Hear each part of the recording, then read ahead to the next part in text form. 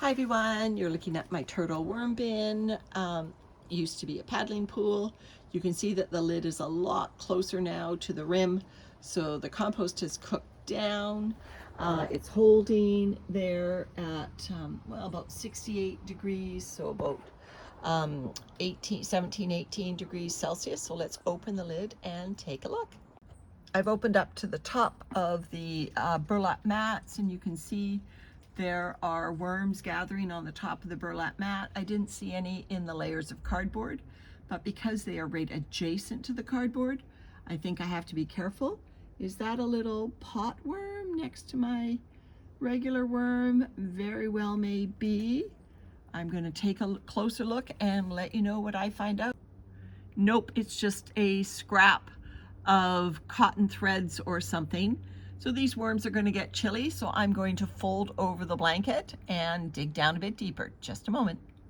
So this is where I buried a bunch of large chunk pumpkin. Warm to the touch. I saw some tails disappearing, so let's dig down and see what's going on.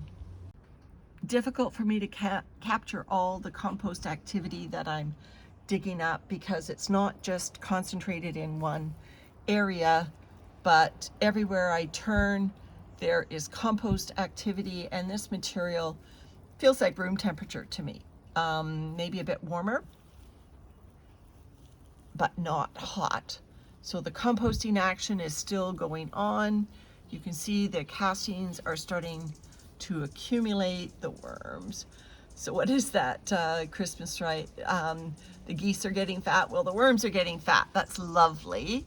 Nice chubby worm there. So I'm aerating, I'm turning over as best I can.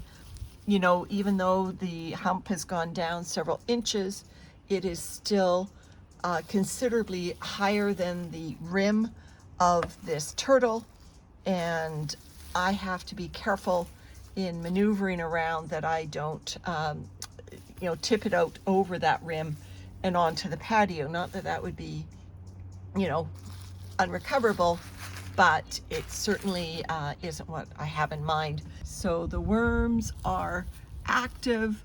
The moisture seems spot on, actually. It's not, it's damp enough that the worms can move around with ease. So I've got some really wet, sloppy pumpkin again with some coffee mixed in that I'm now gonna pour on top.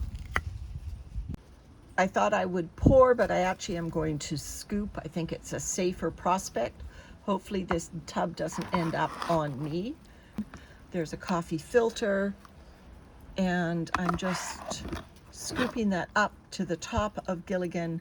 It will permeate, the liquid will permeate down through those dryish, not dry, but dry-ish leaves on the top, and I should get some renewed compost or sustained compost action going along. So now I think I can lift this up. It's safer to lift up. There we go. Empty it in.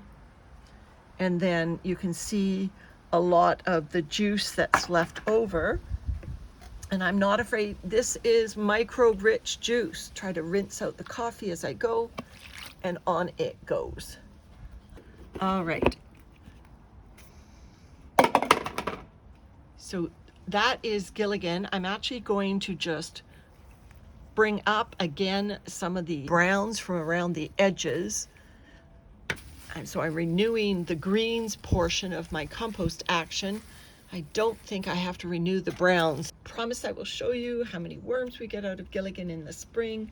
With these temperatures, the worms are continuing to breed and the cocoons will be continuing to hatch. All right, that's a Gilligan check-in for today. Bye, everyone.